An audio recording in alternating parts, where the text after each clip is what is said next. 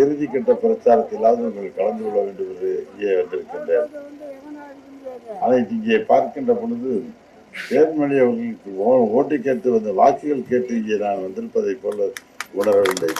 ஏதோ தேர்தல் அவர்கள் வெற்றி பெற்றதற்கு நடைபெறுகின்ற வெற்றி விழா கூட்டத்திற்கு வந்தது கூட இங்கே மகிழ்ச்சியோடு மக்கள் வரவேற்கிறார். இங்கே அவங்களுடைய ஆர்வத்தை பார்க்கின்ற பொழுது தேர்தலில் என்றைக்கே வெற்றி விட்டு விட்டார் என்றுதான் நினைக்கிறோம்.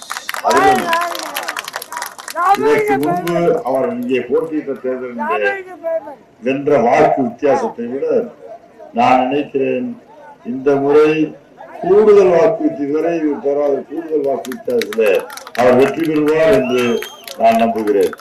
நீங்க என்ன நினைக்கிறீங்க? இதுக்கு முன்னால வாங்கின வாக்கு கூட இது கூட வாக்கு வித்தியாசம் வாங்குவார் நினைக்கிறேன். சரியா? சரி, நன்றி. நீங்க எல்லாம் சொன்னா சரியாத்தான் இருக்கும். அது அத்தன் நிச்சயம் காரணம் கடந்த 5 ஆண்டு காலமாக நடைபெற்றிருக்கின்ற திராவிட முன்னேற்ற கழகத்தினுடைய மக்கள் விரோத வெகுஜன விரோத ஆட்சியின் காரணமாக மக்கள் வெகுண்டெழுந்திருக்கிறார்கள். அதனுடைய அந்த கோபத்தை காட்டுவதற்கு ஒரே வடிகால் தேர்தல் தான். அந்த தேர்தலை நோக்கி எதிர்பார்த்து கொண்டிருந்தவர்களுக்கு தேர்தல் வந்துவிட்டது. இனிமேல் திமுகவை ஆண்டவனாலும் காப்பாற்ற முடியாது. ஆகவே இந்த தேர்தலோடு திமுக ஆட்சி முடிவுக்கு வந்துவிடும். அது நிச்சயமாக நமது கழக பொதுச் செயலாளர் எடப்பாடியார் அவர்கள் தலைமையிலே ஒரு நல்ல ஆட்சி தோழமை கட்சியின் ஆதரவோடு ஒரு நல்ல ஆட்சியை மலரும். அந்த நல்லாட்சி நிச்சயமாக தமிழக மக்களுக்கு விடிவு காலமாக அமையும். தமிழக மக்களுக்கு இன்றைக்கு நாங்கள் ஆட்சிக்கு வந்தால் என்னென்ன செய்வோம், எந்த திட்டங்களை எல்லாம் செயல்படுத்துவோம் என்பதையெல்லாம் உங்களுக்கு தேர்தல் அறிக்கையின் மூலமாக நமது கழகத்தின் சார்பாக பொதுச் செயலாளர்கள் வெளியிட்டிருக்கிறார்கள். அந்த பொதுச்செயல் நான் ஒன்றோடு தெரிவித்துக் கொள்கிறேன். அந்த தேர்தல் அறிக்கையிலே கூறப்பட்டிருக்கின்ற அனைத்து திட்டங்களும் 100% இந்த தொகுதியிலே நிறைவேற்றப்படும். அதற்கு நான் இந்த தேர்தல் அறிக்கை தயாரிப்பு குழுவினுடைய தலைவரே நான் தான். அதற்காக ஒவ்வொரு அந்த தேர்தல் அறிக்கையிலே சொல்லுகின்ற பொழுது நாங்கள் சிந்தித்து பல முறை யோசித்து இந்த திட்டத்தை செயல்படுத்தும் போது மக்களுக்கு இதனால் மொத்தம் அரசுக்கு என்ன செலவாக என்ன நிதிச்சுமை ஏற்படும், இதை செயல்படுத்த முடியுமா, சாத்தியப்படுமா என்றெல்லாம் ஆய்வு செய்து அது ஒவ்வொன்றும் சாத்தியப்படும் என்று சாத்தியமாகும் என்று தெரிந்ததற்கு பின்பு அதையெல்லாம் உறுதி செய்யப்பட்டதற்கு பின்பு அந்த தேர்தல் அறிக்கை வெளியிடப்பட்டிருக்கிறது.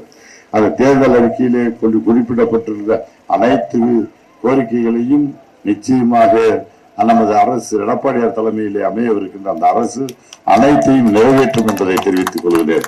அப்பொழுது நாங்கள்லாம் இங்கே நீங்கள் அளிக்கின்ற வாக்குகளை பெற்று நம்ம தேன்மொழி அவர்கள் சட்டமன்றத்திற்கு செல்லும் பொழுது சென்றால் அதே போல நானும் இந்த சட்டமன்றத்தில் வெற்றி பெற்று அங்கே எங்கள் தொகுதியிலிருந்து நான் அங்கே சென்றுதான் நாங்கள் எல்லாம் இந்த அரசுக்கு இந்த திட்டங்கள் இப்பொழுது அனைத்து அண்ணா திராவிட முன்னேற்ற கழகத்தின் சார்பாக வெளியிடப்பட்டிருக்கின்ற அந்த தேர்தல் அறிக்கையை செயல்படுத்துவதற்கு நடைமுறைப்படுத்துவதற்கு அந்த திட்டத்தினுடைய பலன்கள் ஒவ்வொரு குடும்பத்திற்கும் கிடைப்பதற்கு நாங்கள் உறுதியாக இருந்து உங்களுக்கு பணிபுரிவோம் என்பதை அன்போடு தெரிவித்துக் கொள்கிறேன்.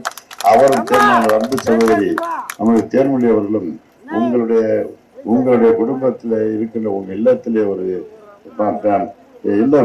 இல்லத்தை சேர்ந்தவர் என்ற முறையிலே உங்களுடைய சகோதரியாக நினைத்து நீங்கள் அத்தனை பேரும் வெறுப்பின்றி ஜாதி மத இன வேறுபாடுகளுக்கு அப்பாற்பட்டு அனைவருக்கும் பொதுவானதாக நடைபெறுகின்ற நீங்கள் நடந்து கொள்கின்ற பணிவு துணிவு மற்றும் சேவை இதையெல்லாம் தன்னகத்தே கொண்டு அழகிய அடக்கத்தின் திருவுருவமாக மக்களின் பணியே மகேசன் பணி என்பதிலே நான் அந்த நம்பிக்கை கொண்டு மக்களுக்கு பணியாற்றி வருகின்ற அன்பு சகோதரி நமது தேன்மொழி அவர்களுக்கு நீங்கள் அத்தனை பேரும் இரட்டை இலைக்கு வாக்களித்த வெற்றிமை பெற்றுத் தர வேண்டும் என்று உங்களை அன்போடும் பணிவோடும் கேட்டுக்கொள்கின்றேன்.